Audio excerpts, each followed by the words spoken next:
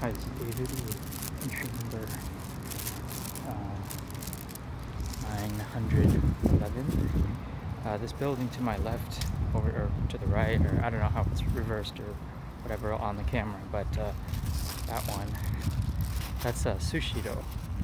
And one of the more interesting things about Japan is their kind of like unapologetic love of sushi. You know, we eat, as Americans, we eat quite a lot of it. You can see the sign now for Sushi-ro. As Americans, we do eat quite a lot of sushi, but you do not know the magnitude of fish that is consumed until you've spent some time in Japan, because it is staggering beyond belief.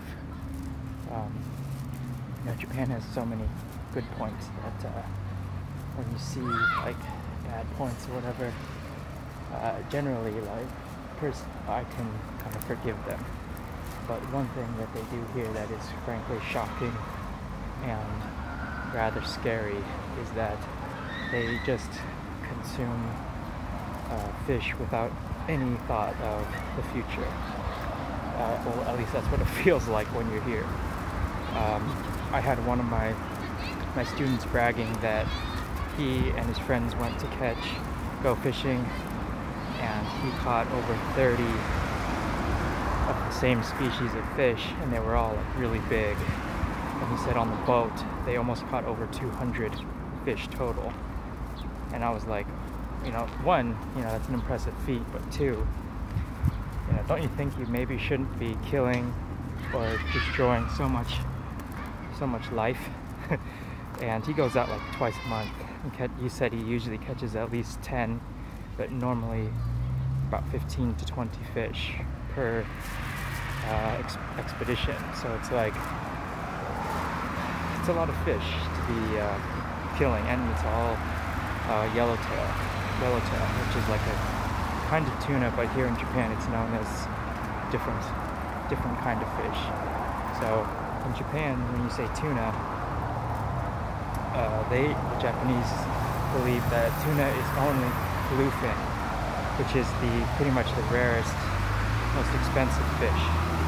And they always, basically every Japanese person loves bluefin tuna.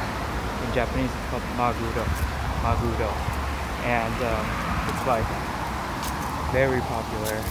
And just like in America, like the more expensive parts of it are very popular here. I mean, I think they probably eat about, I don't know, like a metric ton of it every few minutes. It's like insane. Oh, there's some Mormons that just passed by. Interesting. But yeah, it's like a pretty intense eating culture here when it comes to sushi.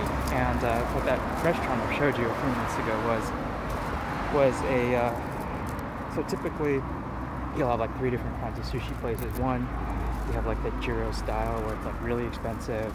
You don't get to choose anything. It's like only the chef's choice, and usually costs between like $200 and $500 US.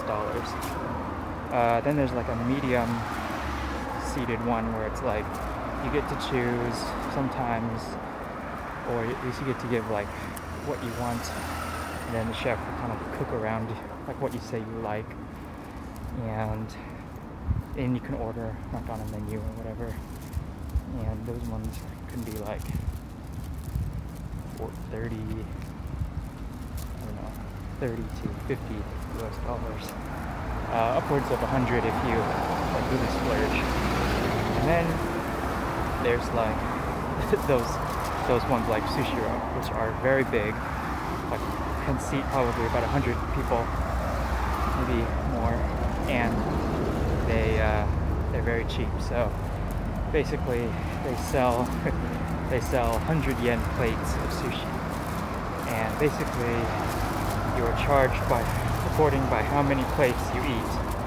So each plate has a different color, and each color has a numerical value associated with it. And then every time you pick up a plate, basically you're going to pay that much for the plate. So none of the plates are discarded. You just keep them near you, and then at the end of the meal they bring this like pretty cool little invention. It's like a RFID wand, like a metal detector, and they pass it all over the plates, and it quickly counts all the plates and their value, because each one is tagged with an RFID chip, or a radio frequency identification chip. And yeah, it's tallied up, and then they just print out a little bill on a little like PDA thing, and it just comes out, and you bring it to the front and you pay it. It's really cool. And some of those places are very cheap. Like, you can eat for like comfortably for like $10, a lot of sushi. Other ones are not so cheap. I've been to a few that were like 25 for me alone, but I like to eat kind of somewhat expensive fish that aren't bluefin tuna. But I gotta say, that bluefin tuna is good. I've had it a few times here, and basically there's 3 grades, or like 3 cuts of tuna meat. One is like a really lean red color called akami, or like red meat. And then there's chutoro, which is like medium fat, medium grade. And then the high grade is otoro. And in the US, we really don't get a lot of otoro. It's like super high quality, super fatty.